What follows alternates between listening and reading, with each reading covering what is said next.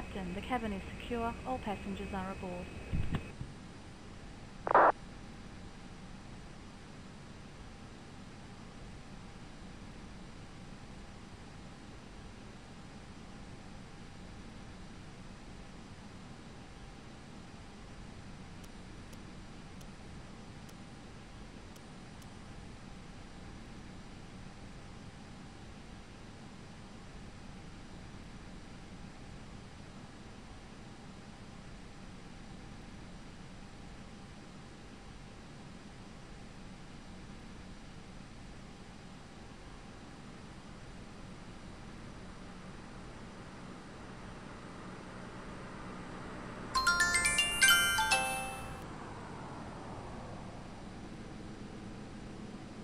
Hello, Captain.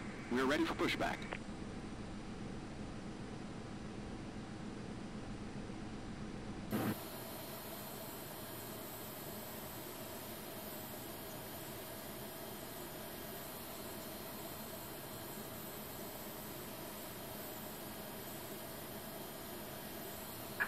Locking gear.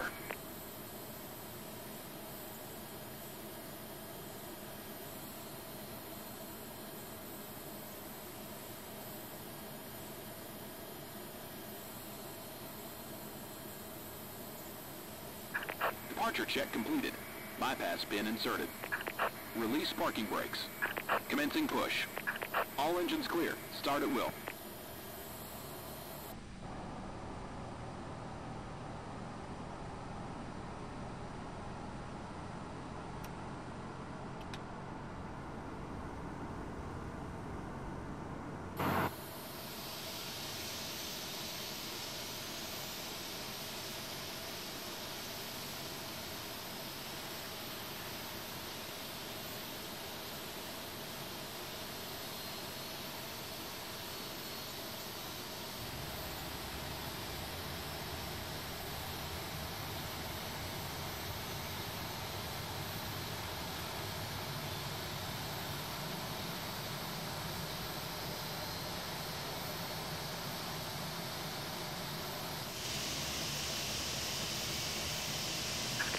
Set parking brakes.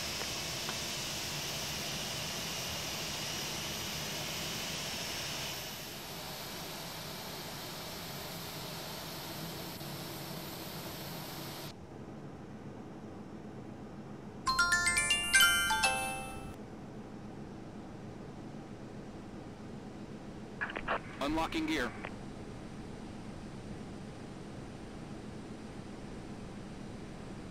Tow truck disconnected. Bypass pin removed.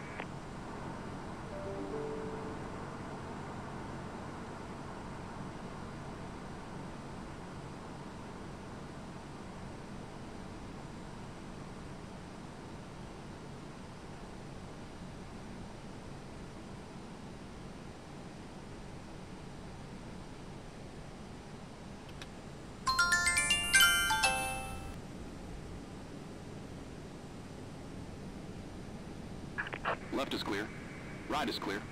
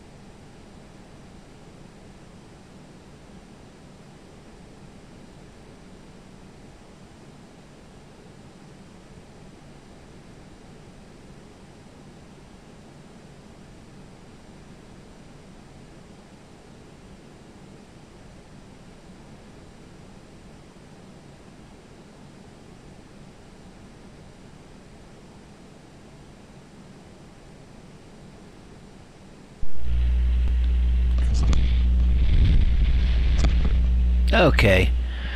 Guys should be able to hear me now.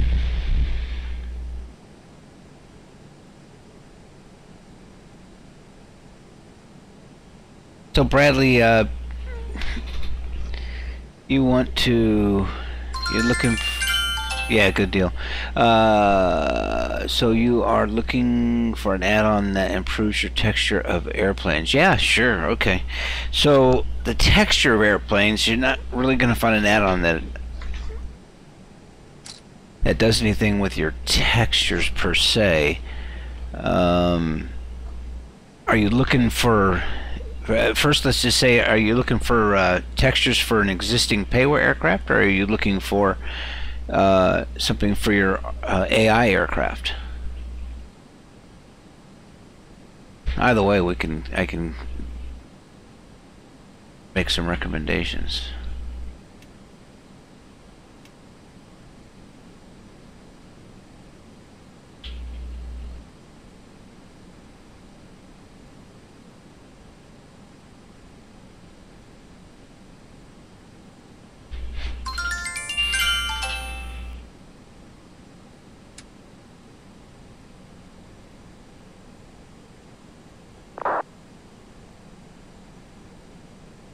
So no, not I don't deal with the FSL Labs or FS Labs product, and you have to forgive me. I threw my damn back out in the stupidest ways the other day, actually 2 days ago, and last night it really kept me from sleeping. So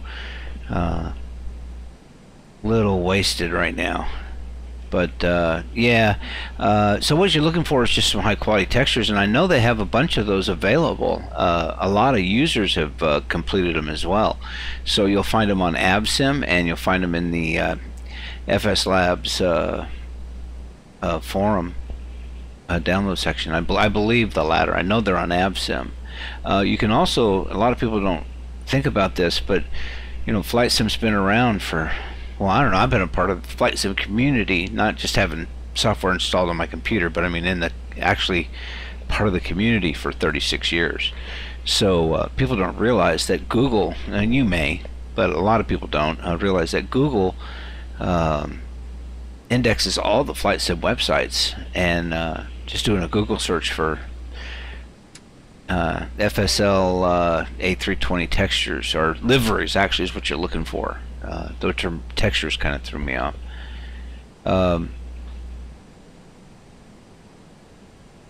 Yeah, so I think that's probably what you're looking for. I hope that is. I hope I understood right. If not, forgive me.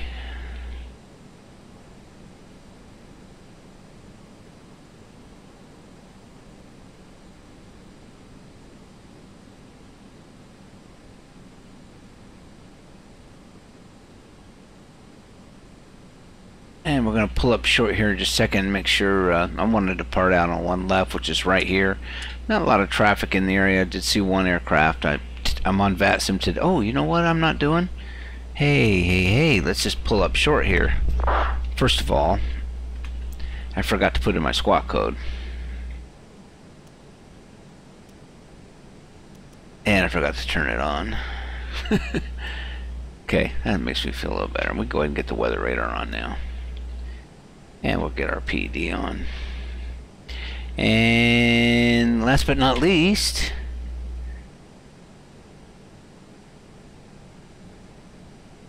get this going. Really neat stuff.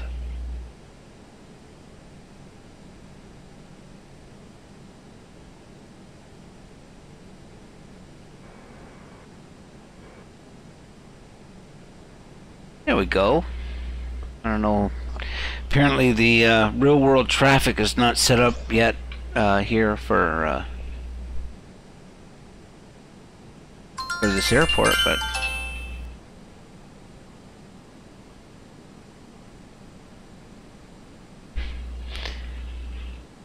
okay, yeah. I tell you what, I mean, so a lot, and I mean a lot of work has been done on the Aerosoft Airbus. Now, I don't know if you're a fan or not, and I won't weigh in on that one way or the other. but I sure enjoy it. And getting 8 aircraft for 100 for $80 US compared to a lot more money than that. I don't know. I'm just a really big fan of the Aerosoft Airbus. I'm not saying anything negative about the Flight Sim Labs Airbus. Not at all. Okay, so I think we're looking good here. Yeah. So recall STS and take off. Cabin checks are complete, and we've got a Delta moving out here. We'll let him move, or we'll just give way to that guy. So we're flying with real world traffic today. Cool stuff. But if you see it, it's there.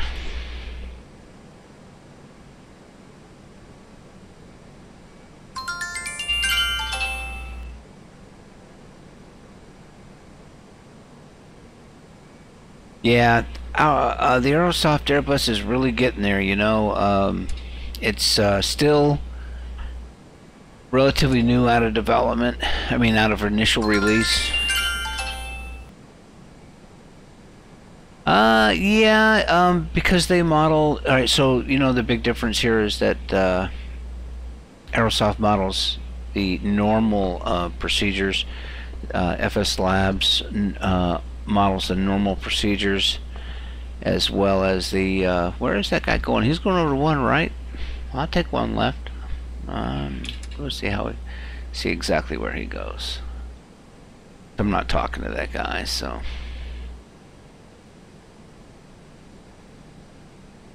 Why are they going down to one right? Well, they all are, so I'll just... Yeah, I'll wait. I'll stake on one left and I'll wait for him.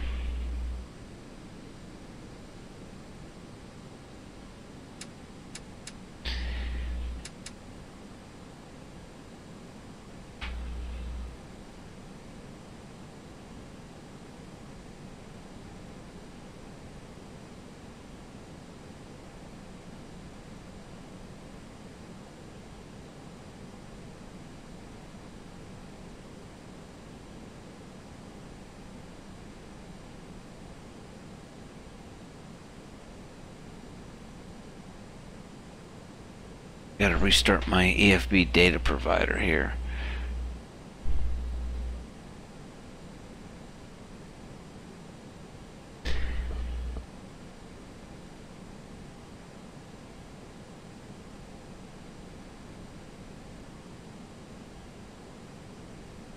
Alright, nobody's really talking here.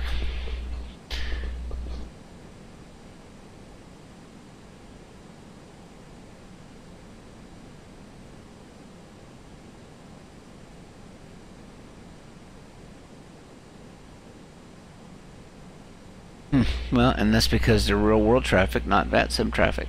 That's what I get. So let's just get the heck out of here. Well, I'll let this guy go first, even though he's real world traffic, not AI, or not VATSIM traffic.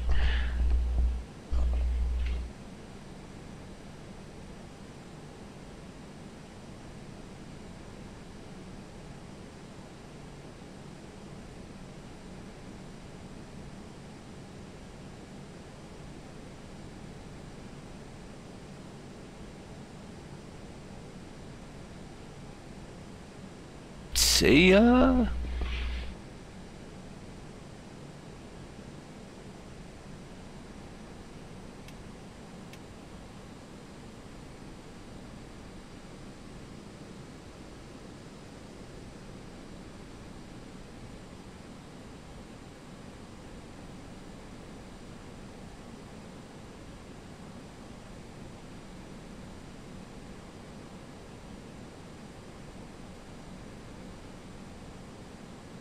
One really super thing about the Aerosoft Airbus is we are currently in testing of the connected flight deck, and that is going to be awesome.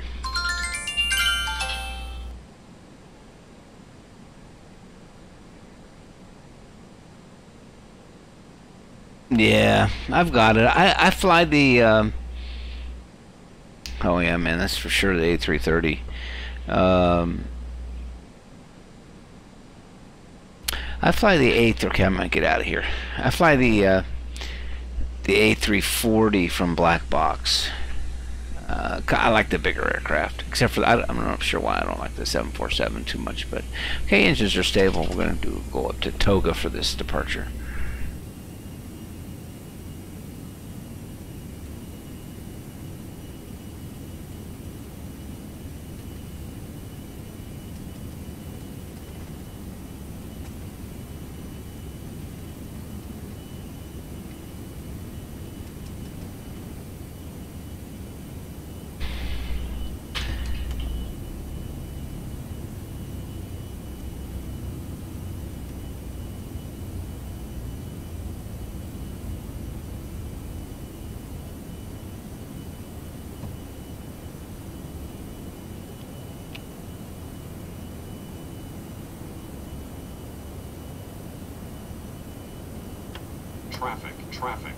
Traffic. He's landing. It's no factor.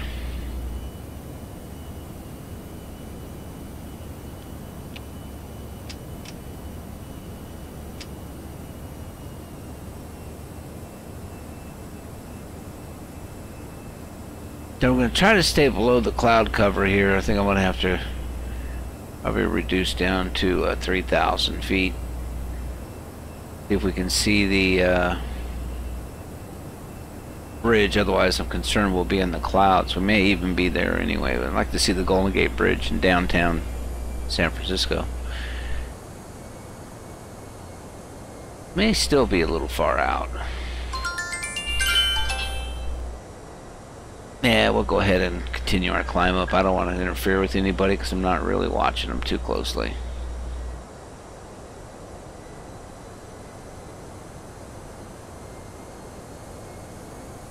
Yeah, I'm much the same way, Bradley, about the Boeing 767. That was my favorite aircraft for a very long time, and so I'm still very, very, very fond of it. I hear you, brother. I do. I know exactly what that's like. And I'm a big A330 fan as well, and shared cockpit and all the Airbuses, but I say shared cockpit's technically connected flight deck. And not just connected flight deck, but server-based connected flight deck. It's really neat stuff. Yeah, can you imagine doing a long haul and changing out your crew 2 or 3 times? Sweet. Really neat stuff. Scheduled left turn.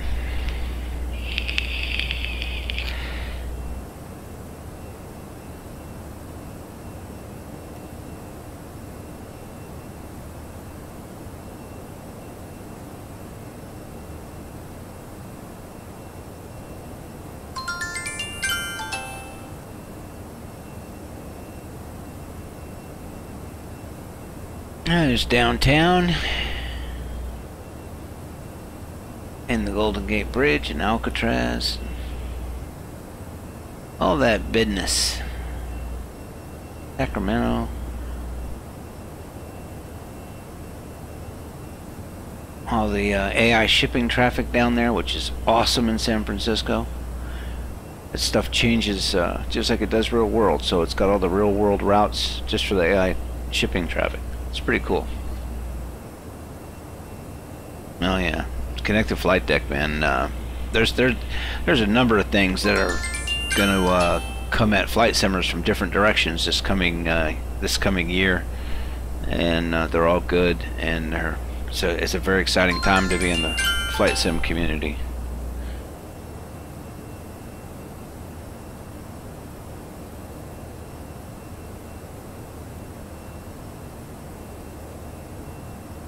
Yeah. So yeah, any long hauls I would do would be on VATSIM, and I can't and won't sit in front of the computer,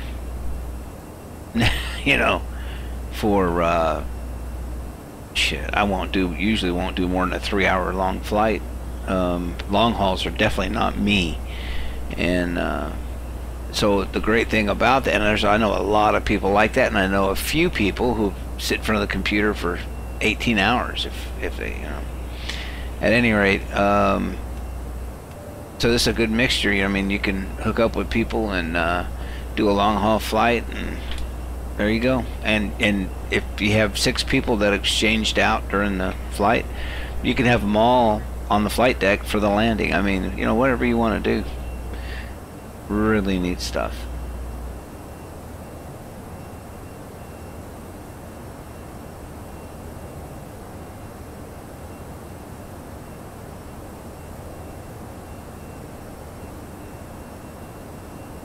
Yeah.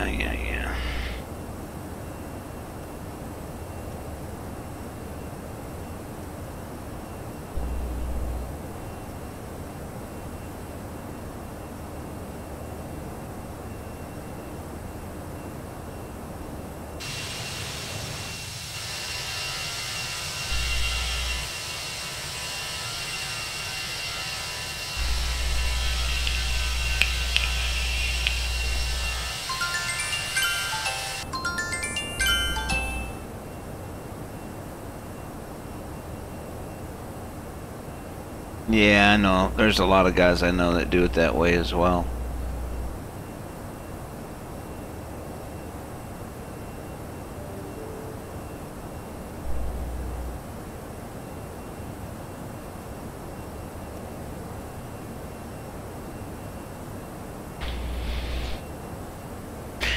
Got some rain off there.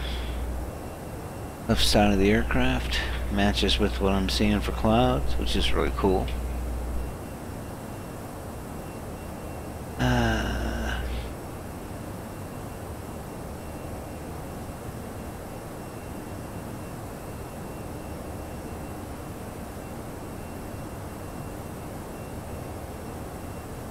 Oh, by the way, the reason I flew into Seattle today, besides the fact that I'm running the Dresdecki design Seattle Airport and the Seattle City, and the Seattle City scenery happens to include Boeing Field and the Boeing Museum. It's all done, even the internal stuff. Anyway, it's incredible regional scenery. It really, truly is, and so it's a great flight. I love it, and I really enjoy it. I have several flights that I in Europe and here in the States that I really enjoy flying, and this is one of them. We'll be adding Portland to that list when I pick up the Flight Beam Portland scenery. I've always been a huge fan of flying into Portland. I used to have some great scenery back in the day that was made by the guy who just recently made the scenery for Flight Beam, and just not P3D V4 compatible, or not fully compatible. So I'm really looking forward to that, and Portland has some just incredible scenery when you're flying in and out of there. More in, of course. So we'll be adding that to the northwestern run here. But anyway, there's a lot of rain coming as well, and so we'll see. Hopefully the clouds won't I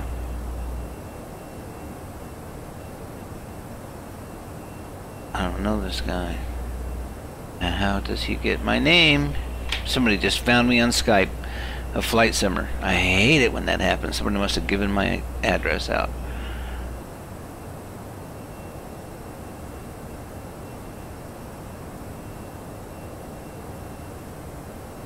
I have no idea who this guy is.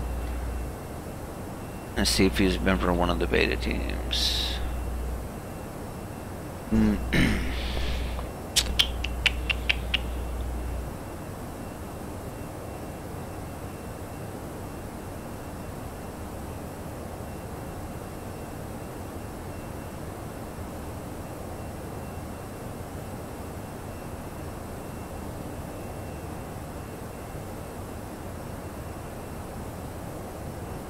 Yes, he is. Okay, that's how he got my thing.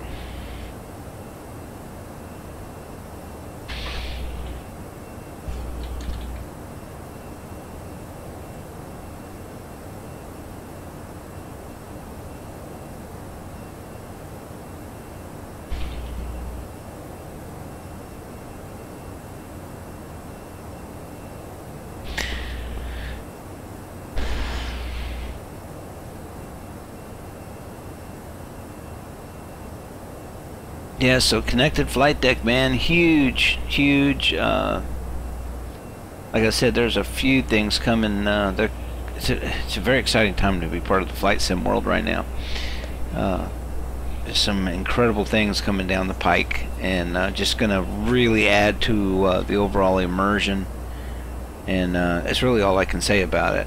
But connected flight deck's a huge part of that, and you know, sharing the flight deck here with one or more people is, I don't know. I've actually got about 8,000 hours shared cockpit time, going back to the original Mad Dog from Leonardo, and then all the testing we did with the shared cockpit for the Majestic Dash 8, and then some other aircraft as well. Yeah, a handful of other aircraft that we worked on or helped test or just flew in, and it's nothing like it. Can't have more fun, and there's just no way. Single cockpit just, it's not nearly as much fun as the shared cockpit or connected flight deck is.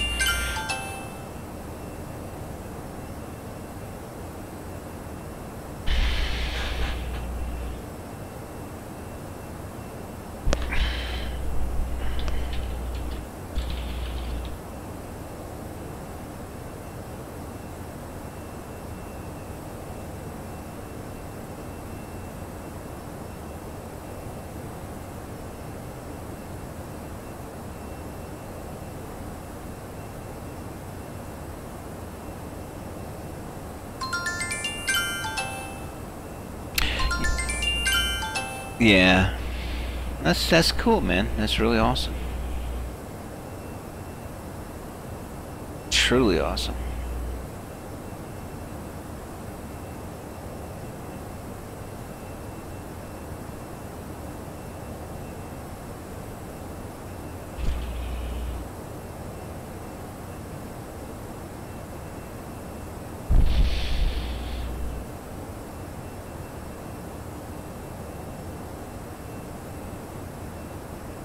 $25 for 35. So far, everything's looking really good.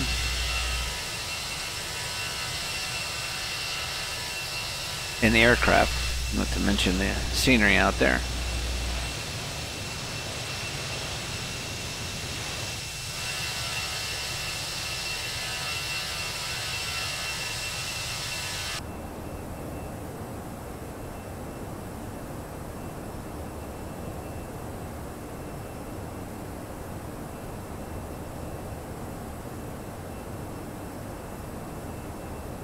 Climb rates have been great.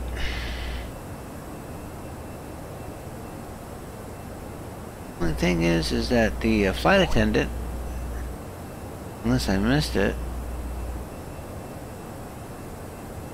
what is he talking about?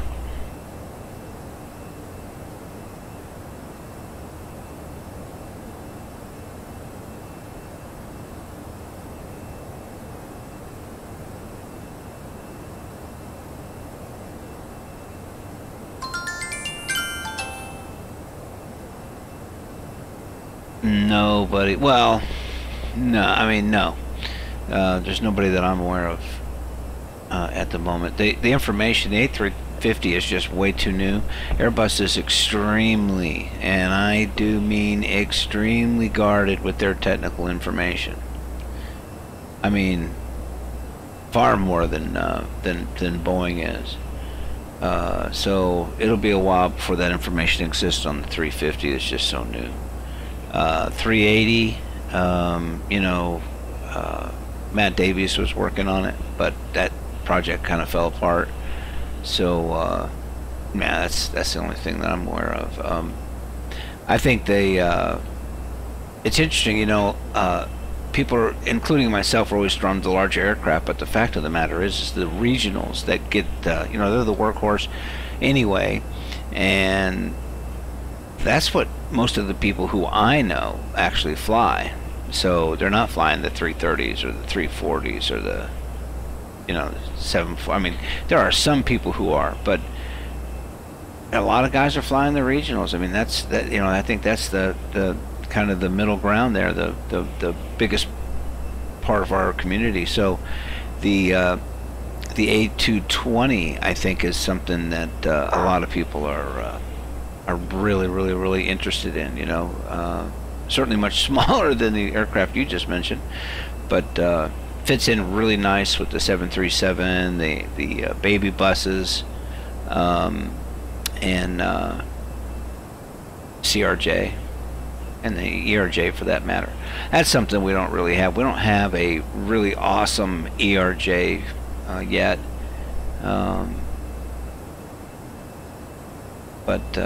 another aircraft too. I don't know if you've seen the Mad Dog, but man, I tell you what, Leonardo Mad Dog is just incredible. I almost flew it. I had to test some data points on this flight today, but I didn't have to. I wanted to, and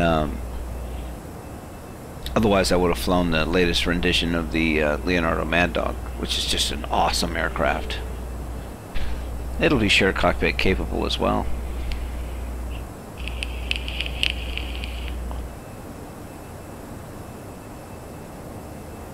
I love it when you show up, Bradley. I really do, brother. You ask great questions, and I should open up the Discord server so you can come in and chat instead of having to type the stuff, but I don't care. Either way, it's good for me.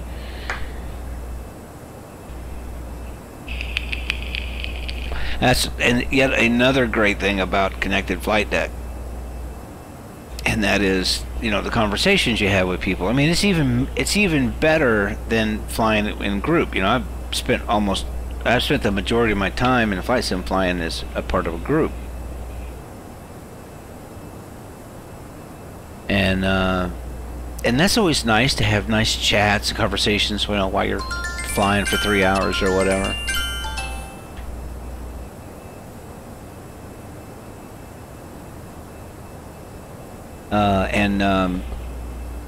But when you're flying with somebody and you're experiencing everything, especially if you're like flying a VATSIM event, oh my goodness. And you really got to fly shared cockpit or Connected Flight Deck, because it changes the whole dynamic. Not just in the aircraft, but the conversations that you have, and because you're experiencing everything together at the same time. You know, it's just really, I don't know how to describe it. It's incredible. So, to answer your question about the Mad Dog, so far less automated than an Airbus. It's an opportunity to really learn how the systems work, because all the systems, I mean, there's going to be differences from aircraft to aircraft, but you know, they're all really the same. I mean, you've got electricity. It may be distributed a little bit differently, but you know, you're still running the same type of, you know, you got power, you've got hydraulics, you've got air. And you got water too, but we don't model that in the sim. So yeah, I mean, it's an opportunity to learn more, I guess, about aircraft, because in the Mad Dog you operate all those systems, or at least you can operate them. I mean, I'll give you an example. I can have the Mad Dog up and ready to fly from cold and dark in about 3 minutes. Real world, you know, there's some other checks, and that's cold and dark, by the way, but not doing the first flight of the day checks, which are not required. But you have a ready to start state, and a takeoff state can help you get up in the aircraft until you learn it. But there's also all of the CBT videos, the computer-based training videos for the MD-80 are available on YouTube.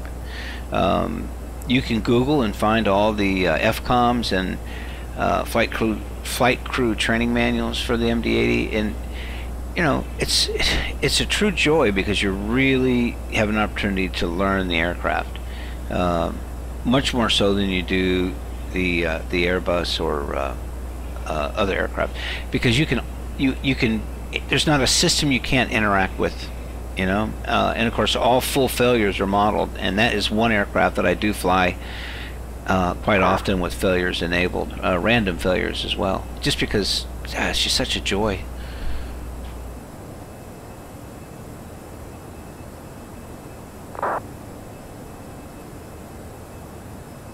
I guess I didn't really answer your question. No, it's not harder work. I mean, yeah, I mean, it is a little bit. I just don't want to say it's hard or difficult. You will do more things. I mean, let's just face it, the Airbus, man, I mean, it's really designed to build as much of the human out of the flight experience as possible. That is Airbus's design philosophy. Boeing's is just the opposite, as is McDonnell Douglas's. So, but the McDonnell Douglas, they went even further than Boeing did is in keeping the pilot, keeping that human interaction involved with the systems. Of course, it's an older aircraft too, so it's a true pilot's aircraft. It really is. I mean, you're never going to hear me say a negative thing about the MD-80. I absolutely love it. I really do.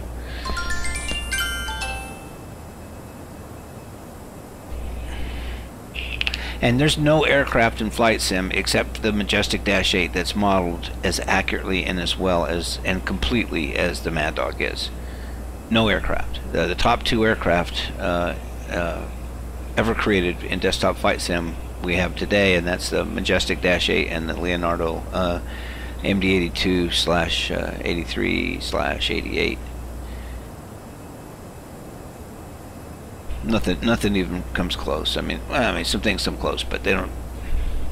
Those two aircraft are in a whole other category, and it's really cool. You know, Majestic Dash 8 is already shared cockpit capable, and the Mad Dog will be.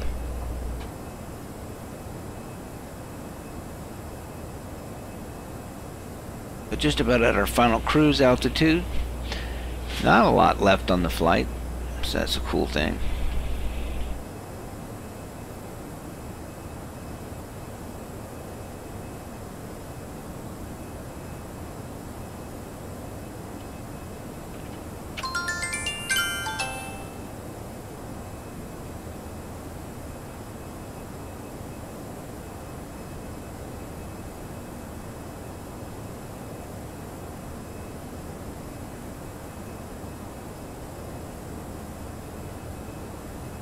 And scheduled right turn.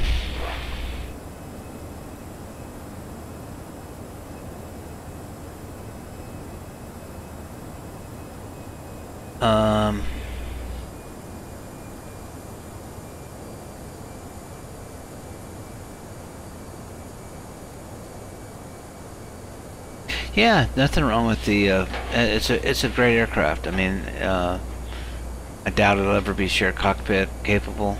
I think I can speak with authority saying it will never be connected flight deck capable, but yeah, good aircraft. Not going to say anything negative about it.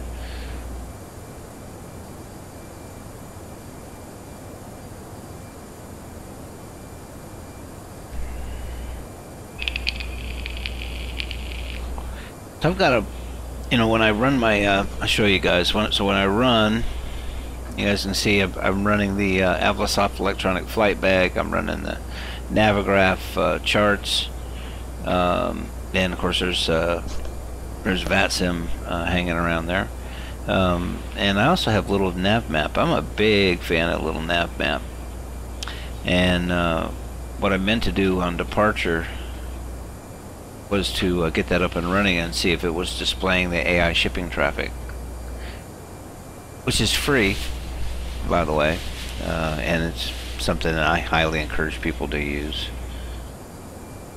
If you fly from a coastal location, like San Diego or Los Angeles or San Francisco or Portland or Seattle, then same thing on the east and Gulf Coast. So anyway, you've got real-world shipping traffic. The actual models were created with even the correct names of the ships on the sterns that are sailing their real-world routes around the world. So you can even see these traffic out in the middle of the ocean if they're, if you're there and they're supposed to be there on the timetable, then you see them. It's really something. And the other part of that is you could say be in San Diego at 7 a.m. in the and local, and you'll see certain shipping traffic either at anchor or at the pier or coming into port or leaving port. And if you're there 2 hours later, you're going to see completely different shipping traffic. Or, the ships that are that aren't underway yet will still be there, but you'll see other traffic inbound and outbound. It's all based on real world timetables and traffic routes. A lot of work went into it, and it's a free product. It's really awesome.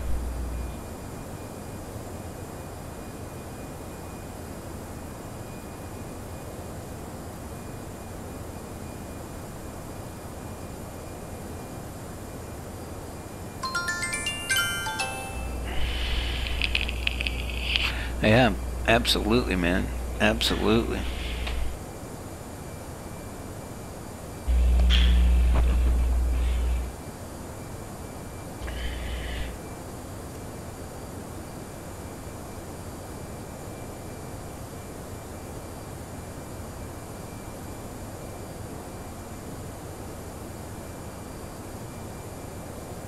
Seattle approach is on.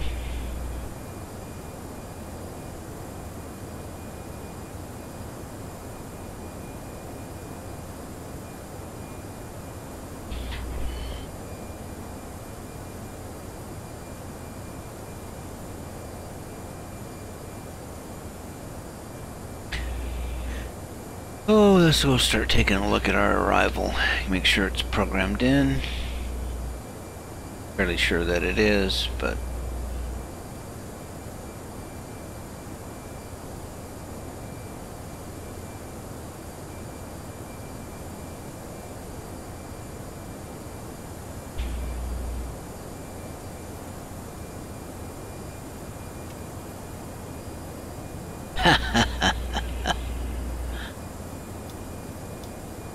and get our coffee here.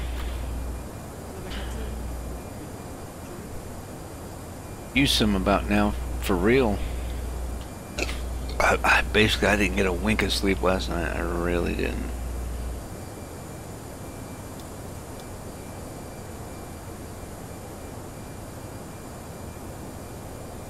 You're surprised at how many flight simmers love this stuff. I mean, they really do. I'm not one of them, but, you know, as I said, there are a lot of people who do, so more power to them, man.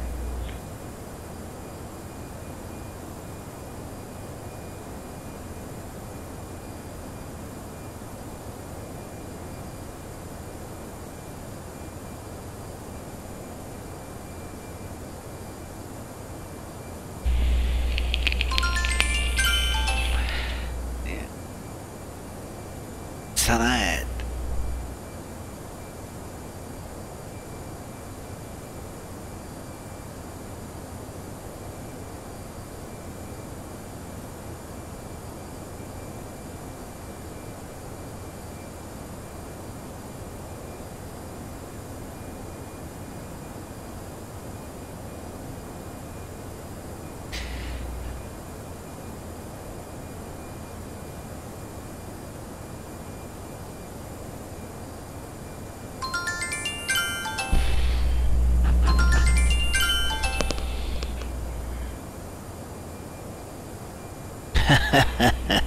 Get that caffeine level up to an acceptable level.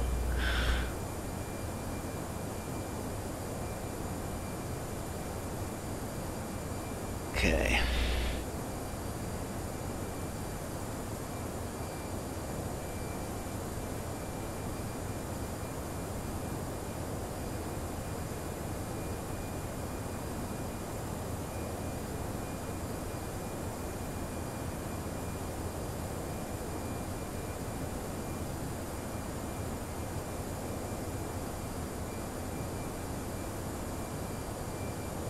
Well, I screwed up my Navigraph. I gotta restart it.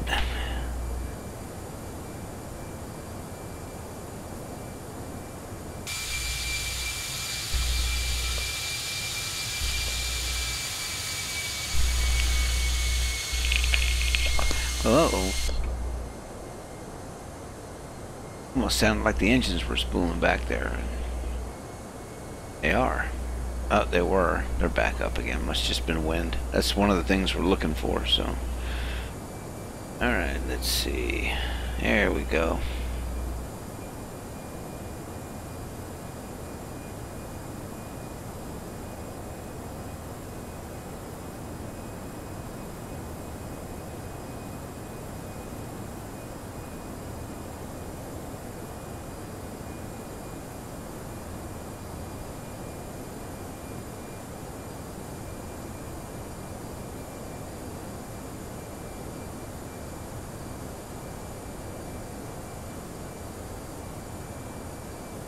So Hawks above 12, Patera above 22, Battleground above 24.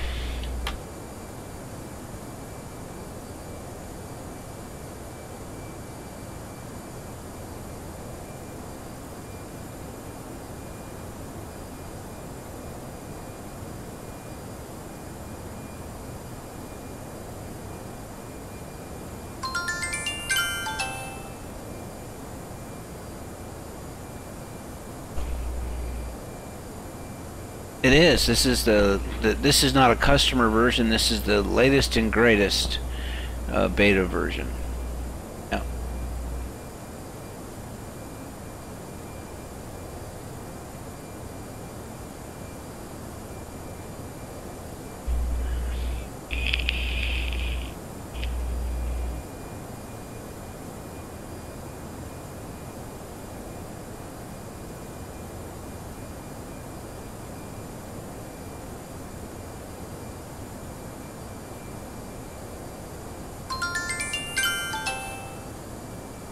Okay, let's get a wind update.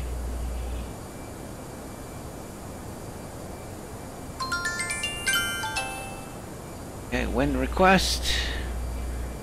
And update it. Another really nice feature in the Aerosoft Airbus.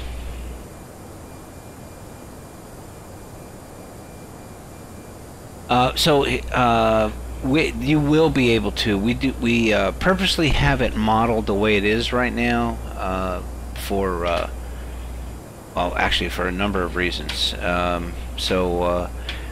When we release either when we release Connected Flight Deck or shortly thereafter, they'll be separate, and you know, so it's something we know about. We want to do.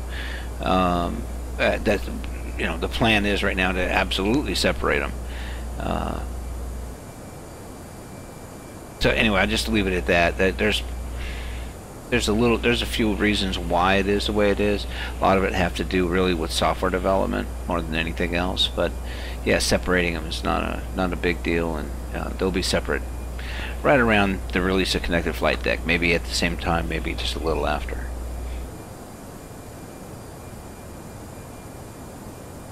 Okay, actually I did not finish checking my departure.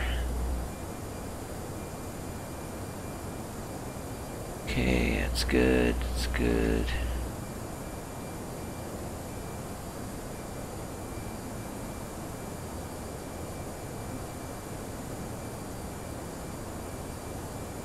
Cool, very cool. Everything's looking good.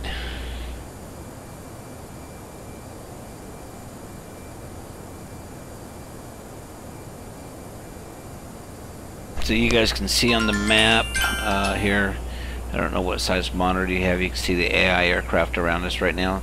All of those are, those are real world flights. VATSIM reset here. So you can compare now on the VATSIM map, you can see where our aircraft is, and there's nobody around here. So that's all real world traffic, which is pretty cool. Get a little confusing if you're not paying attention. You think maybe, oh crud, that's a VATSIM guy, I don't want to screw with him, you know, wreck his day. So you got to be a little careful. But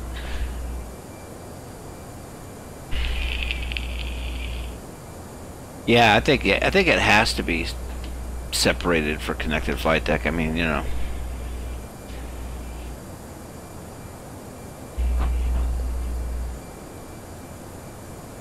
I mean, when you land, you know, you want the captain usually, when he gets close to the MSA, you know, he's going to put terrain up on his side, and while the FO is going to keep the weather radar up. We don't have that capability. That's one of many good reasons why they've just got to be separated.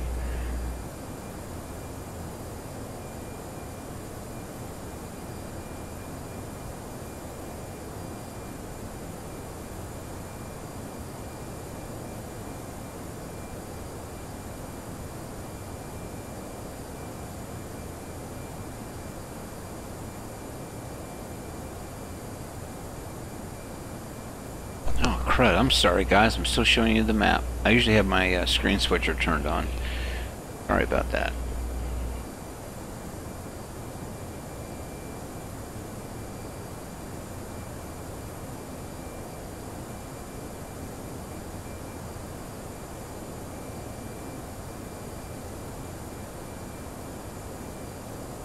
Skinny Seahorse. Brother, you have got to tell me how you got that handle. Or, I shouldn't say brother, it could be sister. I don't know.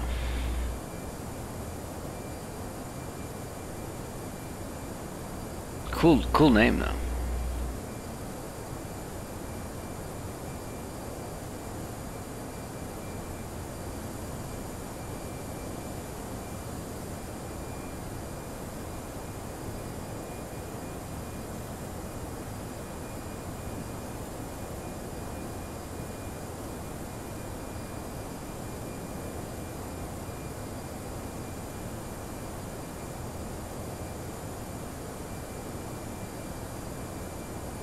Okay. Doing our fuel checks.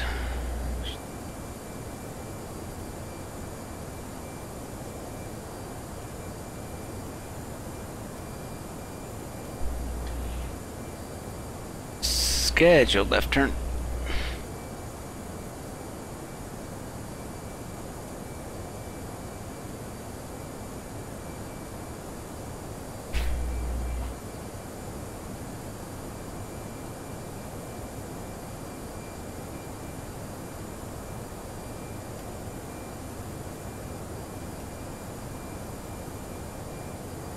So not too much longer till our top of descent.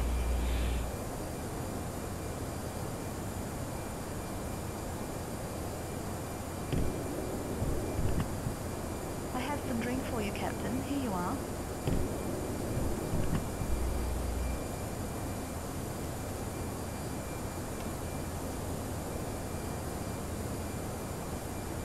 That's definitely not a that.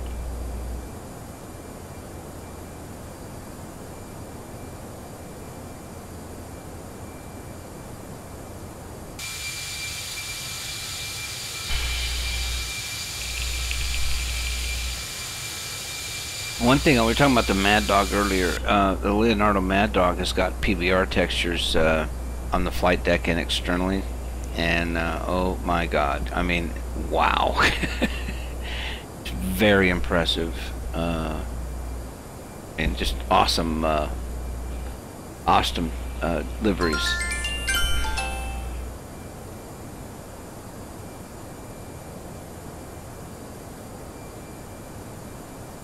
Not in the Airbus. In the Aerosoft Airbus, we've got full control over our lights. Because we use a program called Real Light, so you can see even the map light works. See there?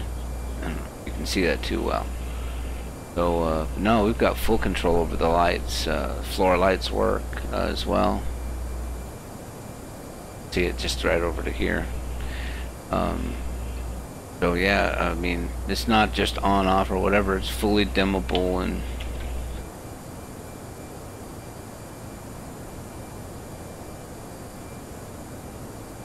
you know, the really cool thing is you get basically, if you buy the package, the 318 and 319, you get 8 different aircraft. I mean, sometimes when I want to fly into runway 19er, fly the river visual into KTCA or Washington National for 119. You know, yeah, you can do it in a 320. You can do it in 321. All that's, you know, for me that's pushing it. But it's so easy to fly it in the 318 or 19. You know, so I can switch to one of the what we call the baby buses, right, to do that. And so for, you know, just for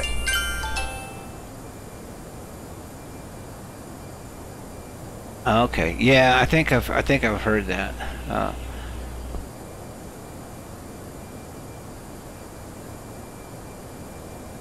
Yeah, so anyway, you know, $80 you get 8 different aircraft, and get the CFM engines and the IA engines and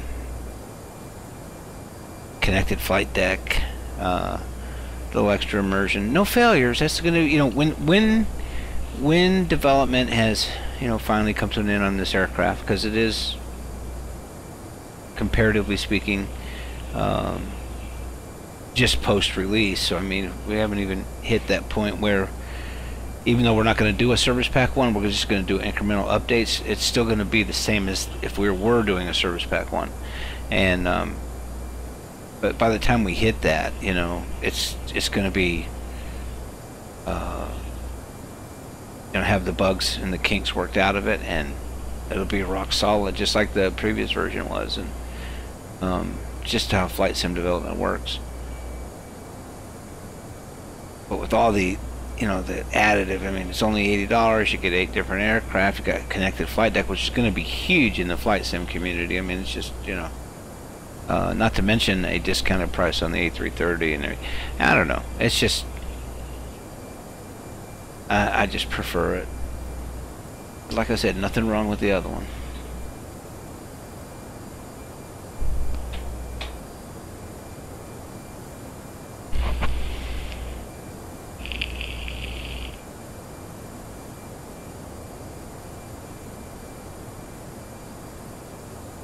Where are you from, Bradley?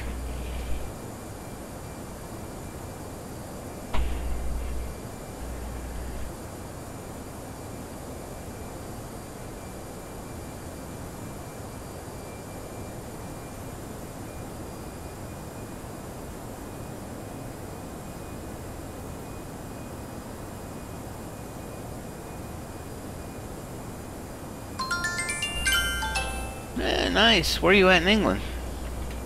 If you don't mind saying.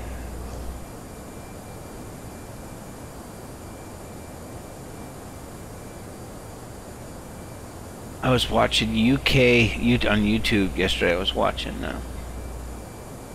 UK's worst drivers, or, you know, road rage, and, you know, all that kind of stuff. And well, I'm very sorry to see you guys have the same problems we have here, but not really surprised, but still sorry to see it. Oh, you know what, the other thing I was watching is they've got I guess it was a show on TV there. I don't think it was a web podcast thing, whatever, but they were showing irate airline customers, and it was really something. That's all I got to say. Liverpool. Okay, yeah, right, yeah. I got a buddy of mine that lives in your neck of the woods. Nice. He lives in Manchester, so it's, relatively speaking, your neck of the woods.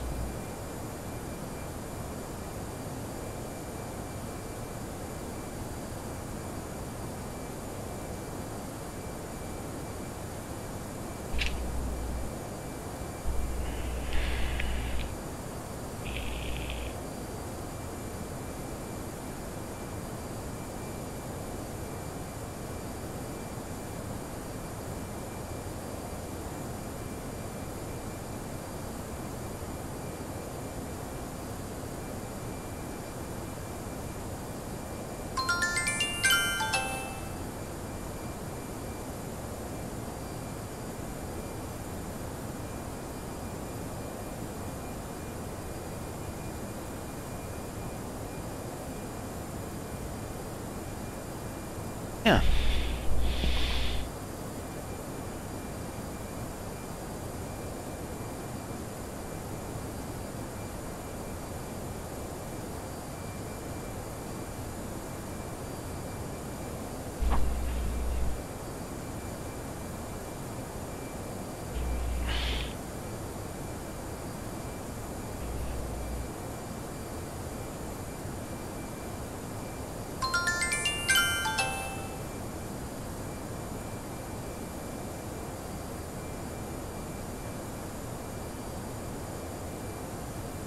Yeah, she's an expensive beast, man.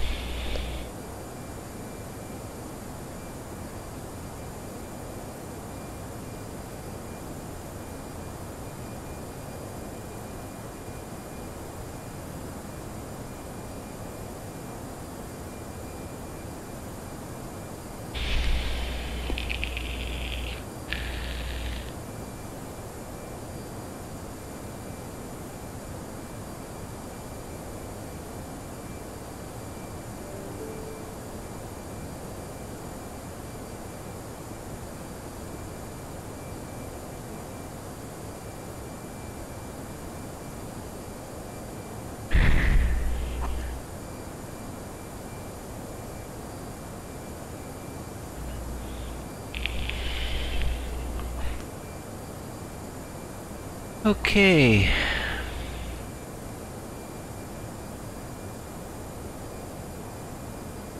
Not too much longer for the descent. I thank you guys for sticking with me.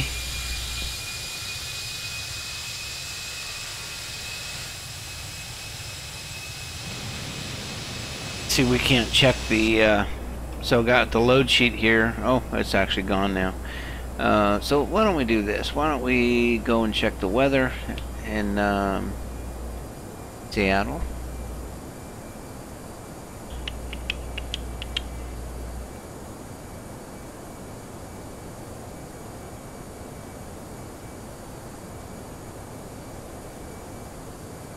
Do something here first. Yeah, it doesn't send yet. My bad.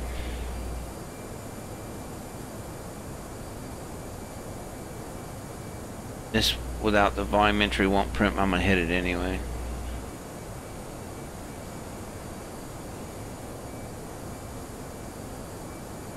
And the arrival is. So we'll get a message note down here when it's there. We can even close the window. So we'll get a message here on the right side of the eCam.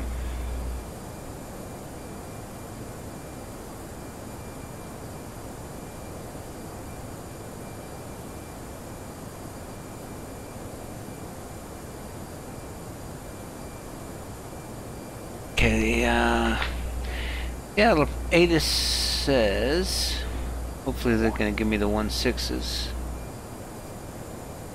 Visual approaches in use. Well, yeah, there we go. And arrival 16 center and 16 right, 1.6 right. Okay, well, all volunteer. That was information. Charlie. Okay, good deal. Well, I got it there. I did not.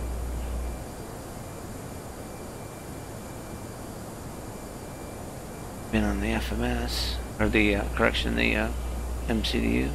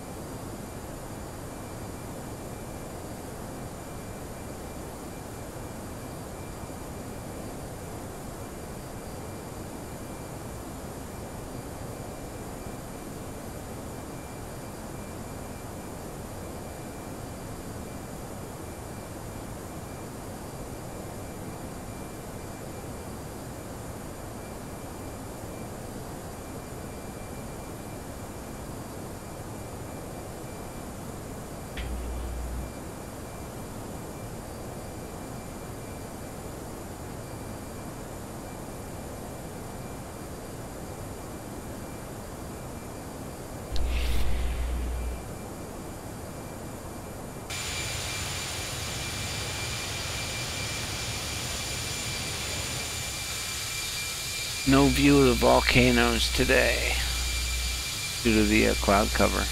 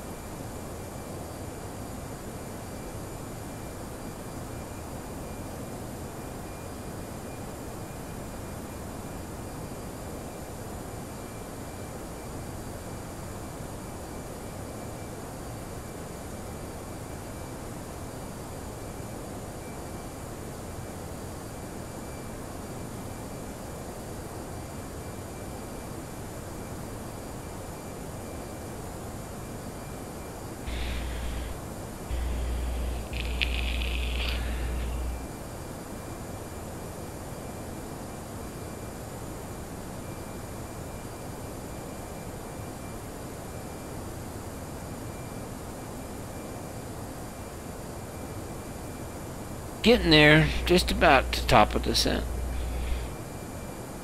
I'm going to step away just for a moment. So we'll be right back.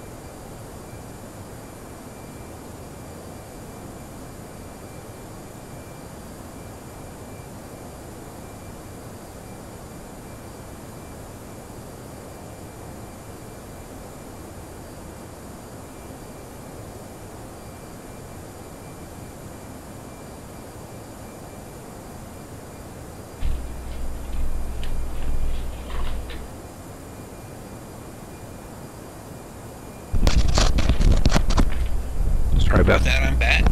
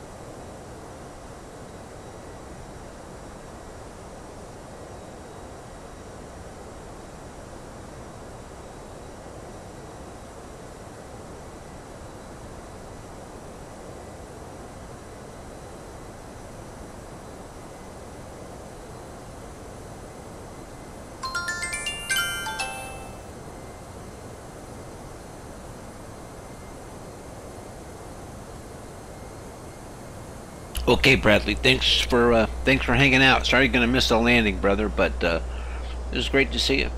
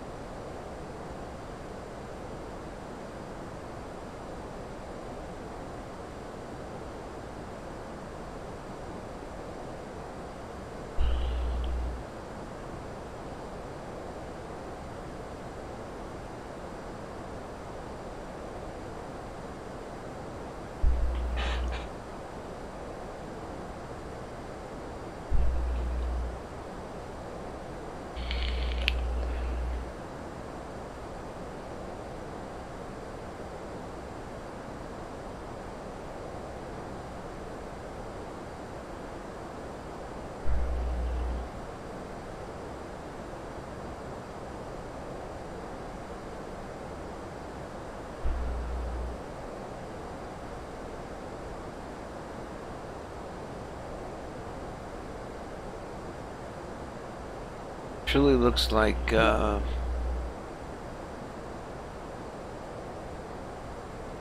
Project Fly is stalled.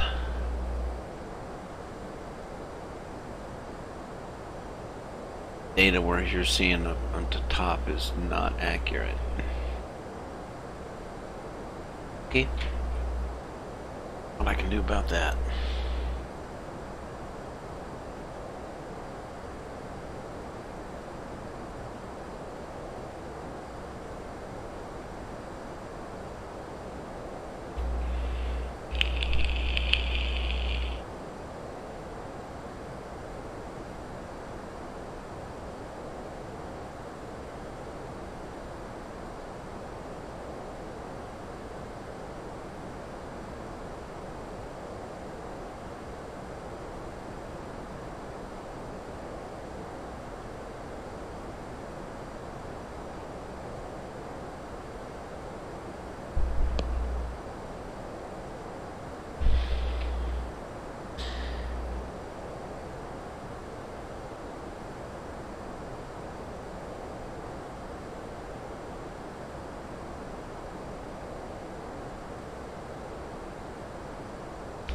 Scheduled right turn.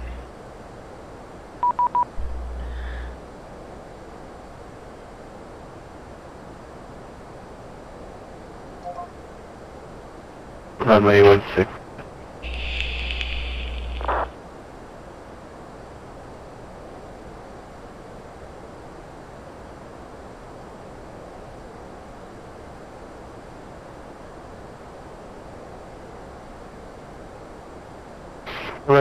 Cleared for takeoff from the 16 up to Alaska 420. Thank you. Fly heading now 165 on departure.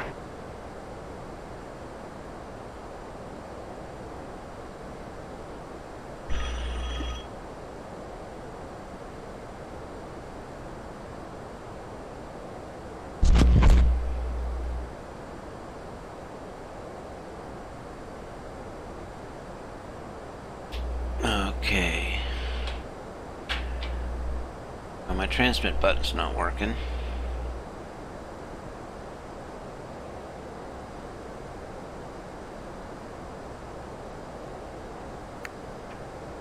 Seattle PKV 3687, mic check. There we go.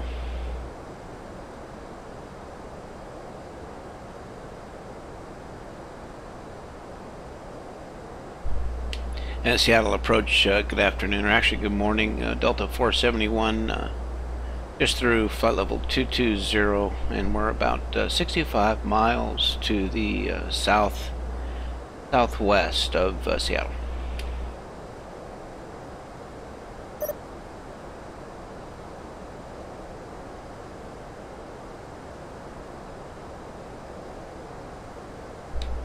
1532 and 12,270 at Hawks. Thanks.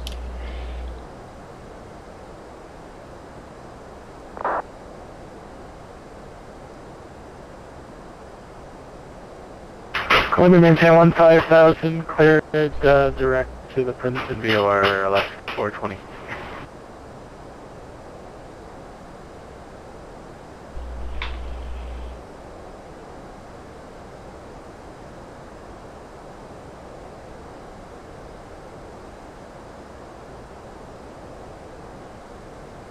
Six two.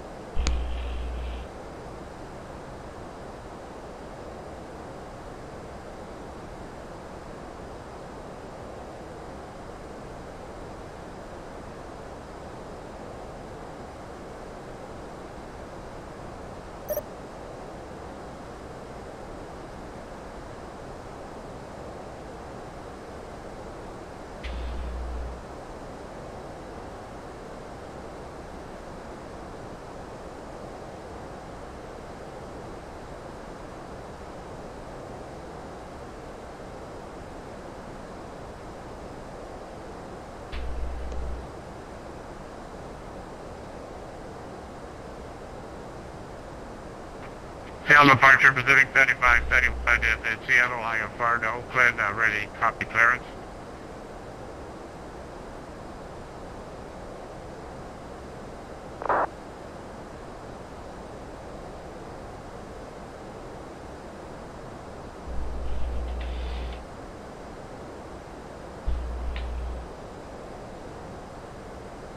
Pacific 75 71 cleared Oakland as failed, climb via the SIT.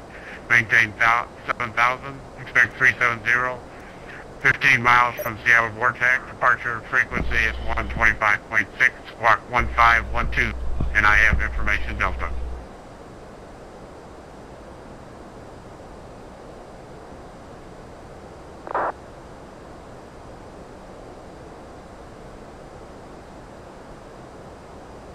Better expect 16 left, and we'll call ready for taxi, Pacific 7571. Seattle approach, Delta 471. Descend via Hawks, our nav arrival, and if we can, we'd like to get vectors for 16 right.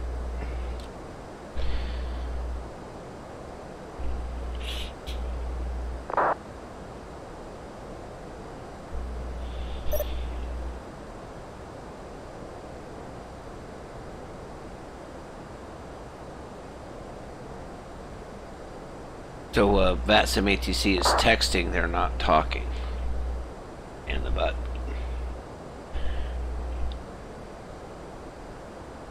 Fact is, since he's not talking, I might just log off the network, so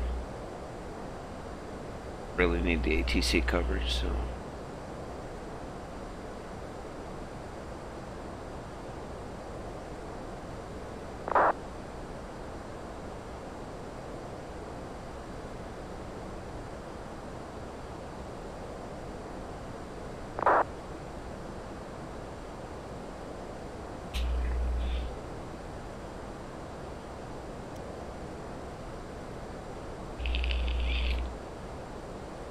Getting ready to go through the clouds, we'll do a temperature check. Yeah, we're gonna need some some anti-ice here. Warm up down there for us. Expecting it to, but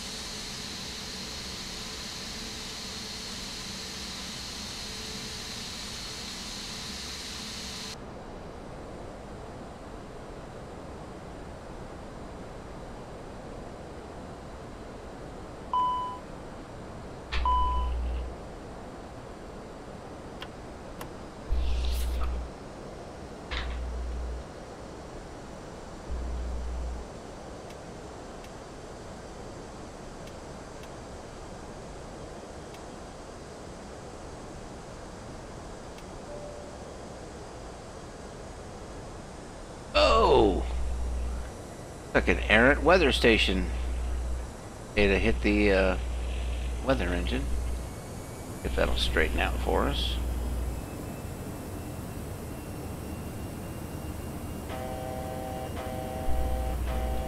Okay. Set 12,000.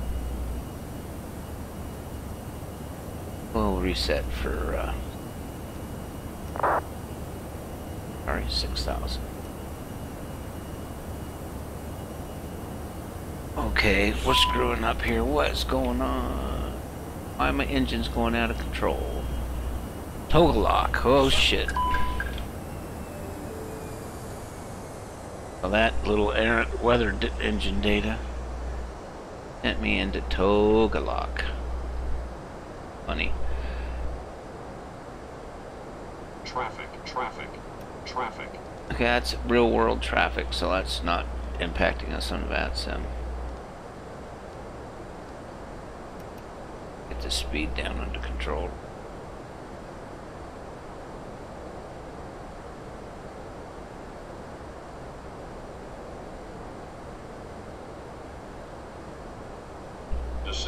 Descend now. Descend now.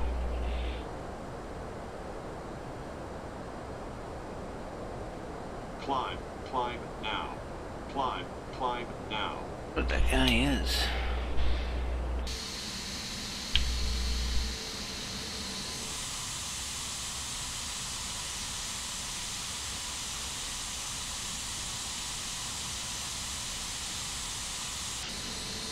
Reload. The tip of a volcano back there. And let's continue on down.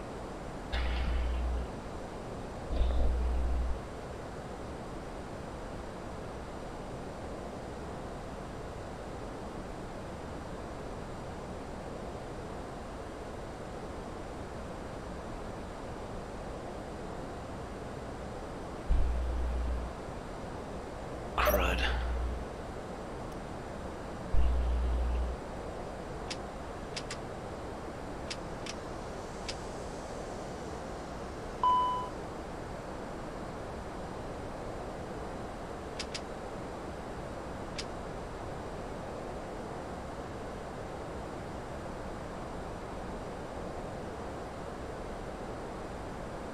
Sail departure Pacific 7571, ready taxi.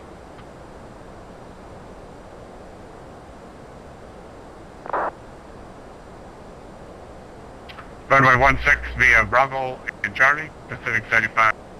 Yeah, we're going to disconnect from VATSIM because I'm not really enjoying the text instructions here too much. Plus I want to see the city.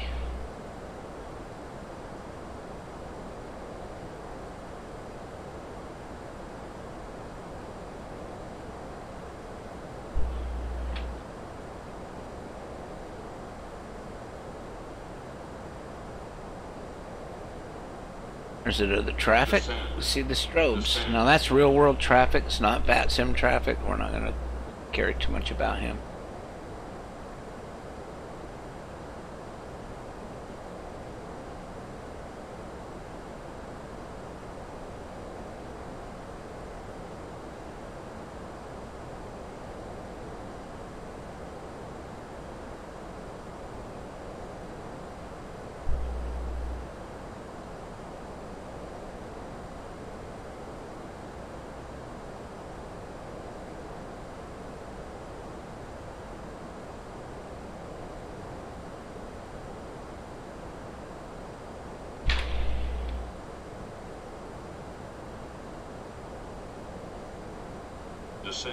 Descend now.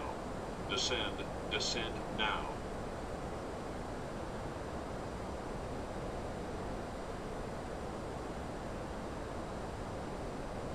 Climb now. Traffic now. Traffic.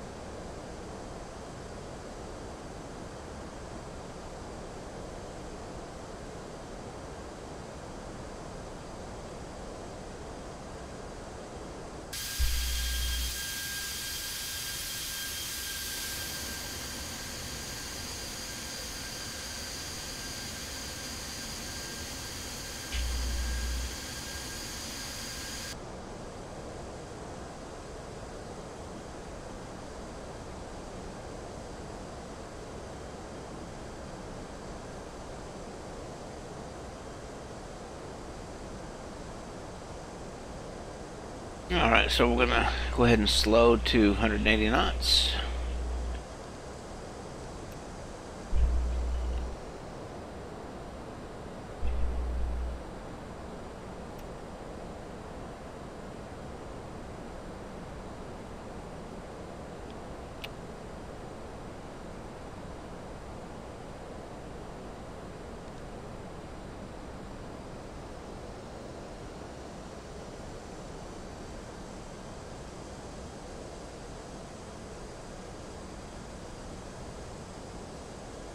Cool.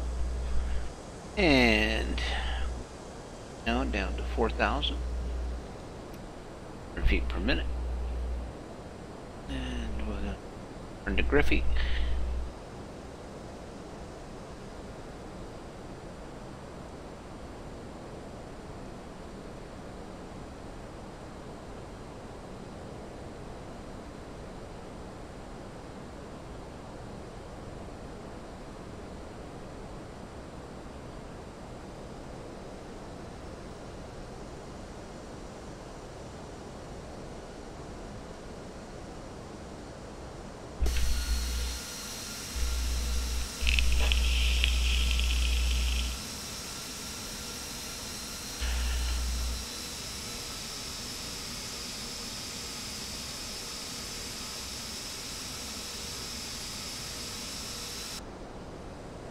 And we'll go ahead and roll back now to 160 knots.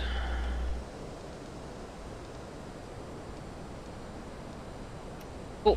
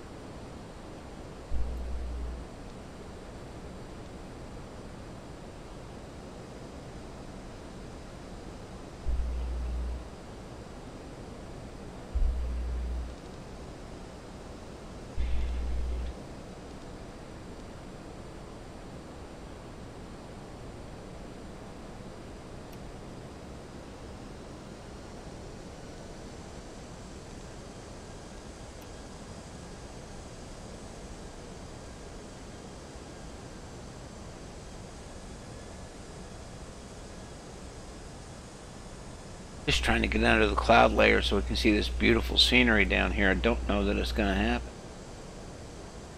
And technically, so let's do that.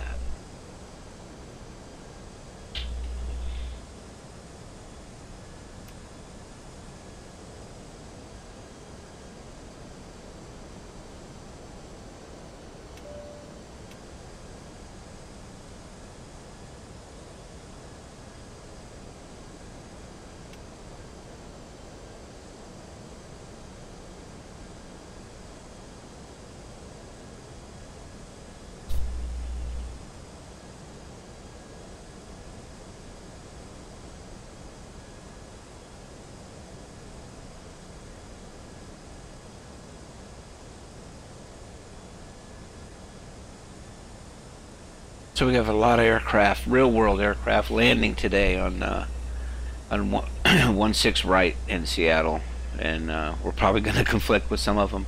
So be it. We actually snuck in there pretty good. I'm a little slow. Actually, I'm not. Yeah. Well, we just bring that up a little bit. Can't keep pace with these guys.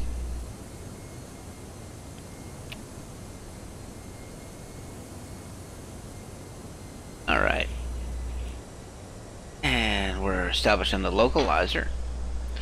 And we'll go ahead and get established on the glide slope here. That we'll put on autopilot 2. Cat 2. Cat 3 landing.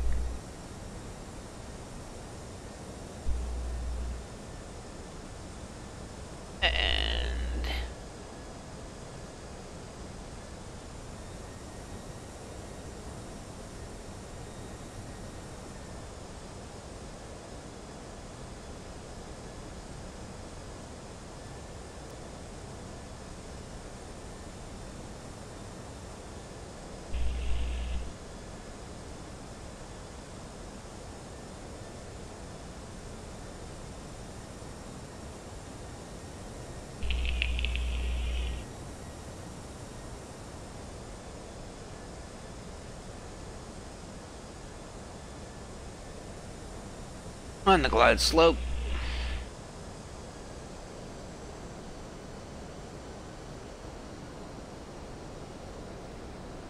Pilot 2.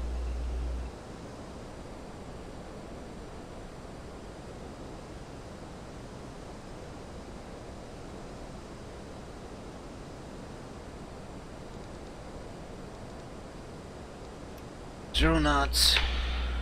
Gear coming down. 2,500.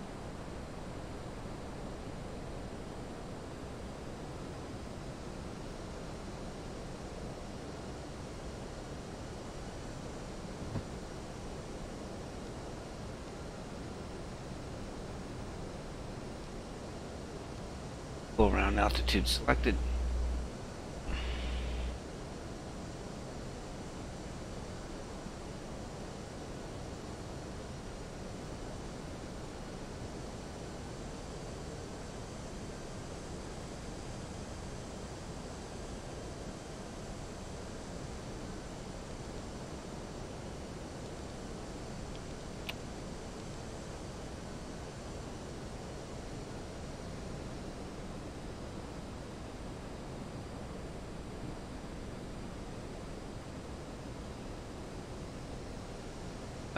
Do apologize, guys. You missed the incredible Dresdecke design Seattle scenery area.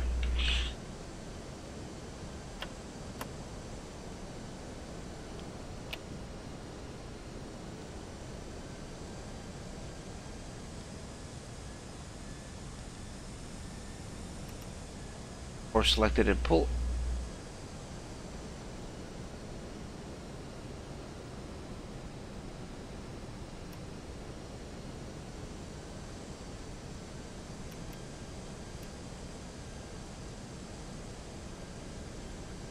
There we go, breaking down just a little bit. Nothing left of the city. I mean, all this area down here is Model 2, as you guys can see. I mean, this is just, there's Boeing Field. This is just really great scenery. I can't say enough about it. And runways in sight.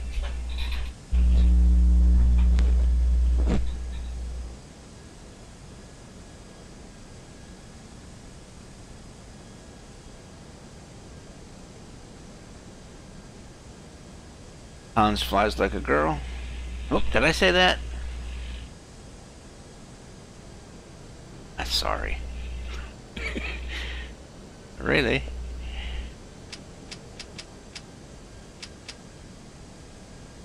$500.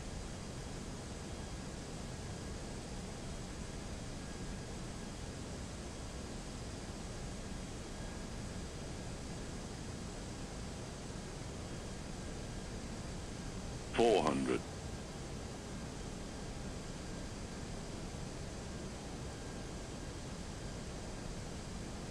$300.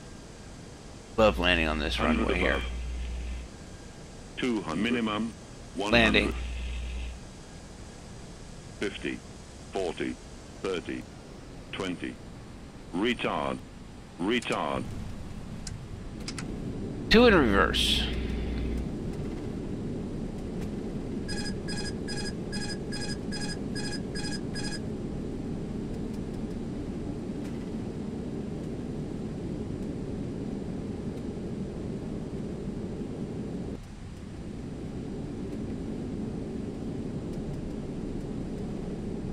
$70 knots.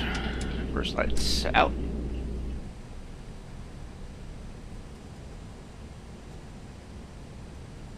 They're out. High speed. So again, we're not on VATSIM anymore, and any traffic that you see is just real world traffic, like that aircraft over there to our right. Get over there in a minute. Let's get the strobe. Well, we'll get the strobe off when we clear the other runway.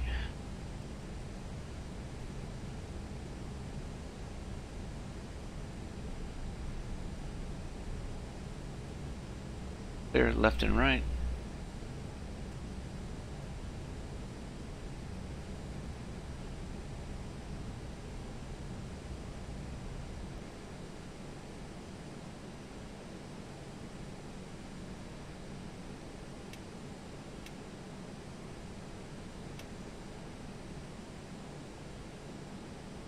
the runway.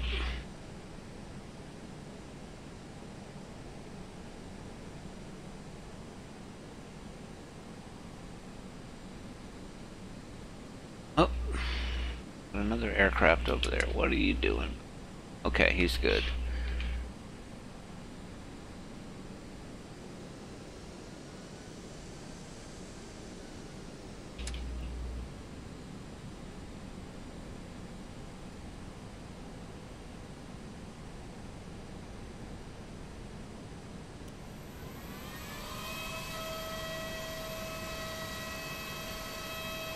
The brake fan, for you guys who haven't heard it yet.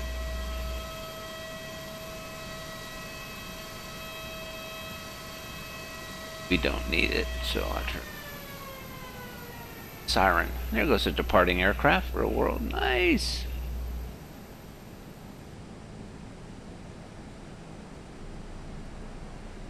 Come on, let's get that Dash 8 the heck out of the way. Nice sound effects. I don't know if you guys on the stream can hear it. Good to see FLAI have got that Dash 8 issue resolved.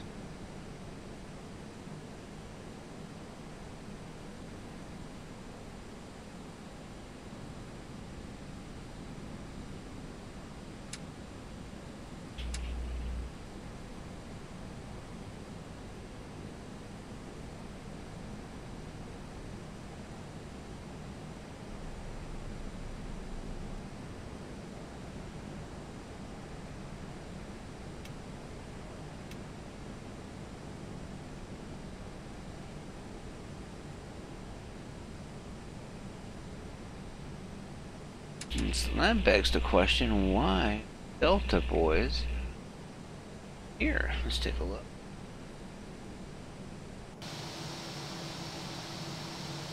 Delta guy coming in. Delta's changed locations? Nah. Usually at the S terminal. No, like Americans over at the S terminal. Oh, this is the Delta guy. Hey, he's going to the S terminal.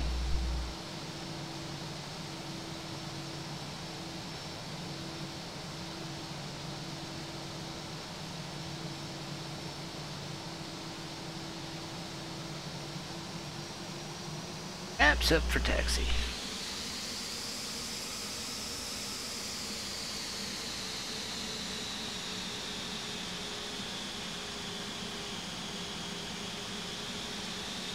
Hangar. Nope.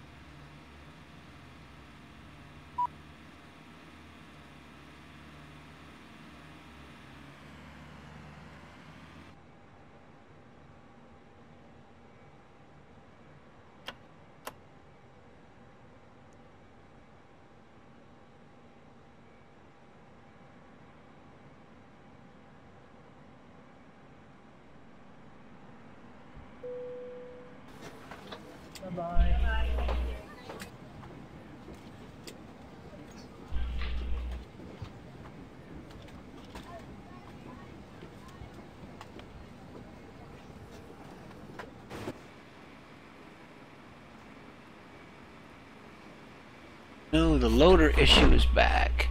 That's not an aircraft issue, that's a GSX issue. Damn it, I had that fixed.